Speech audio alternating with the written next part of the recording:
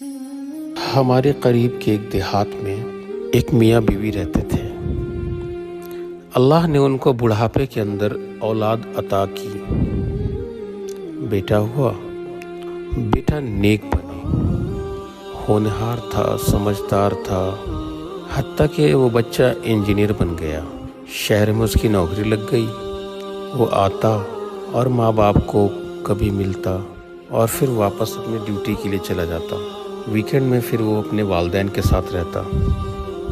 اللہ نے اس کو ہر چیز سے نوازا، اس کو کار بھی دی، بڑی کوٹھی بھی دی۔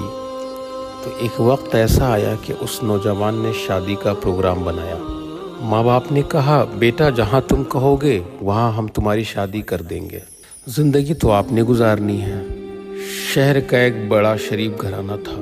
ان کی یہاں ایک بیٹی جو جوان العمر تھی، اچھی شکل، اچھی عقل، تعلیم یافتہ۔ تو اس نوجوان نے نشاندہی کی، ماں باپ نے رشتہ بھیجا، انہوں نے بھی دیکھا کہ بہت اچھا رشتہ ہے بچی کے لیے، تو شادی ہو گئی۔ اب وہ بچی شادی کے بعد دیہات میں آئی، چند دن تو رہی۔ چند دن کے بعد وہ کہنے لگی کہ مجھے تو دیہات میں رہا نہیں جاتا۔ ماں باپ نے کہا کہ بیٹا بیوی کو شہر لے جاؤ۔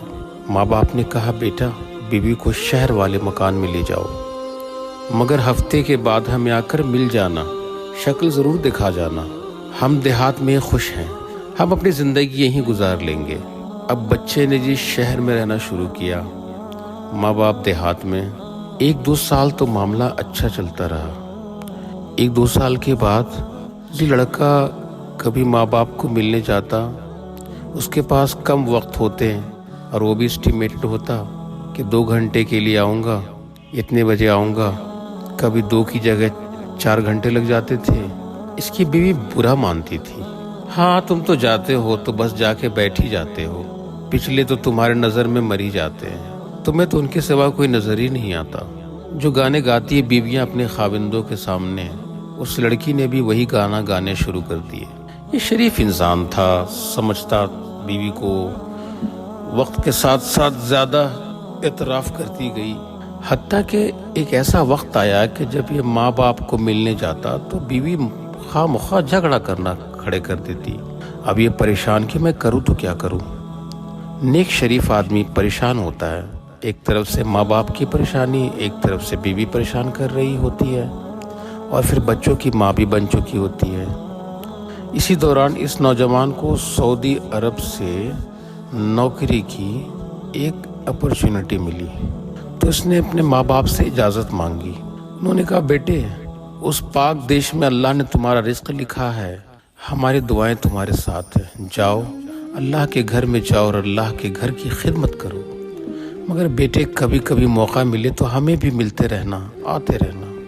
یہ بچہ اپنی بیوی بچوں سمیت مکہ مکرمہ شفٹ ہو گیا۔ وہاں کی زندگی بہت ہی آسانی اور سہولت پسند تھی۔ یہ 13 سال وہاں رہا اور نیک تھا تو ہر سال حج بھی کرتا تھا۔ ایک دن حج کے تیسرے دن یہ مطاف میں کھڑا دعا مانگ رہا تھا، رو رہا تھا۔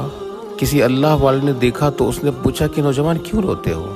اس نے کہا کہ میں 13 حج کیے، ہر سال طواف کرتا رہا، افادہ کرنے کے بعد یا طواف وداع کرنے کے بعد میں خواب دیکھتا ہوں کہ کہنے والا کہتا ہے تیرا حج قبول نہیں ہوا۔ اب حج کیا تو پھر یہی خواب دیکھا۔ اللہ والے جو ہوتے ہیں وہ ہر چیز جانتے ہیں، انہیں ہر بات، ہر عمل کا پتہ ہوتا ہے۔ انہوں نے 2 باتوں میں بات پہچان لی کہ مسئلہ کیا ہے۔ یہ نوجوان 13 سال سے عرب میں تھا، تو شروع میں تو ماں باپ کو خرچہ بھی بھیجتا تھا، سلام کلام پیام بھی ہوتا رہتا تھا۔ اس زمانے میں فون نہیں ہوتے تھے، اس زمانے کی بات ہے، عام ٹیلی فون نہیں ہوتے تھے اس وقت، سیل فون تو تھے ہی نہیں، دیہاتوں میں بھی فون نہیں ہوتے تھے، تو خالی عمر پہ آنے جانے والے لوگوں کے ذریعے پیغام بھیج دیا تھا۔ لیکن کچھ سالوں سے رابطہ ہی نہیں ہو رہا تھا اس کا ماں باپ سے، تو انہوں نے توجہ دلائی کہ میاں جاؤ اور ماں باپ کو راضی کر کے پھر واپس آؤ۔ چنانچہ یہ نوجوان اپنے گھر آیا، بیوی کو کہا میں نے چھٹی لے لی ہے اور میں اپنے ملک چکر لگا رہا ہوں ماں باپ کے پاس۔ بیوی نے آئیں بائیں شائیں کرنے کی کوشش کی، تو اب اس نوجوان نے اس کو شیر کی آنکھوں سے دیکھا تو وہ دبک کر بلی کی طرح بیٹھ گئی۔ تو نوجوان نے تیاری کر لی، وطن واپس آیا۔ جب یہ بستی میں داخل ہو رہا تھا تو اس وقت اس کو یہ احساس ہوا کہ پچھلے 2-3 سالوں سے میرا کوئی رابطہ نہیں ہے، مجھے تو یہ بھی پتہ نہیں کہ میرے ماں باپ کس حال میں ہیں، تو میں پتہ تو کر لوں۔ چنانچہ 8-9 سال کا لڑکا تھا، اس سے اس نے پوچھا کہ فلاں بابا جی کا کیا حال ہے۔ لڑکے نے آگے سے جواب دیا کہ وہ بابا جی تو فوت ہو گئے، 6 مہینے ہو گئے اس کے، اور ان کے بیوی جو بڑھیا ہے وہ بھی فالج میں ہے، اور سنا ہے ہم نے ان کا ایک بیٹا سعودی عرب میں کہیں گیا ہوا ہے، پتہ نہیں وہ کم وقت کیسا نالائق ہے، ماں باپ کا خیال ہی نہیں کرتا۔ اس چھوٹے بچے کو کیا پتا کہ وہ اس لڑکے سے بات کر رہا ہے۔ بات کر کے لڑکا تو چلا گیا، لیکن اس کے دل کے تار کے چھڑ گیا۔ اب اس کو ندامت ہوئی کہ اوہو، میں نے واقعی بہت بڑی خطا کی۔ اب سوچ رہا ہے ابو تو فوت ہو گئے، میں امی کے پاس جاؤں گا تو امی مجھے دیکھنا گوارا نہیں کریں گی، امی تو مجھے گھر سے نکال دیں گی، بات تک تو میرے ساتھ نہیں کریں گی۔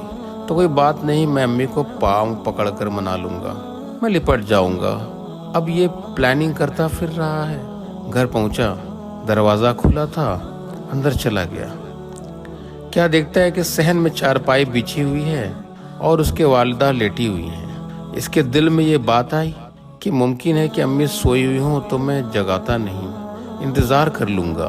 چنانچہ یہ دبے پاؤں ذرا قریب ہوا کہ دیکھ لوں تو صحیح۔ جب بستر کے قریب ہوا تو اس نے دیکھا اس کی ماں نے ہاتھ اٹھائے ہوئے تھے اور وہ دعا مانگ رہی تھی۔ اس نے قریب ہو کر سنا، امی کیا دعا مانگ رہی ہیں؟ تو ماں یہ دعا مانگ رہی تھی کہ اللہ، میرا خاوند دنیا سے چلا گیا، میرا ایک ہی تو بیٹا ہے، بخیریت اسے واپس بھیج دینا تاکہ جب میری موت آئے تو مجھے قبر میں اتارنے کے لیے کوئی میرا بھی محرم موجود ہو۔ ماں یہ دعا کر رہی ہے کہ اللہ، میرے بیٹے کو بخیریت واپس بھیج دینا کہ اگر میری موت آئے تو مجھے قبر میں اتارنے کے لیے کوئی میرا بھی محرم موجود ہو۔ جب اس نے پوچھا، سنا، تو کہنے لگی، امی میں آ گیا ہوں۔ والدہ چونک اٹھی، بیٹا تم آ گئے ہو؟ ہاں امی میں آ گیا ہوں۔ ماں نے جواب دیا، بیٹا موتیا بند آ چکی ہے، میری بینائی نہیں رہی، میں تمہارا چہرہ تو دیکھ نہیں سکتی، آؤ قریب آ جاؤ، میں تمہارے چہرے کا بوسہ لوں، میں تمہارے جسم کی خوشبو لوں۔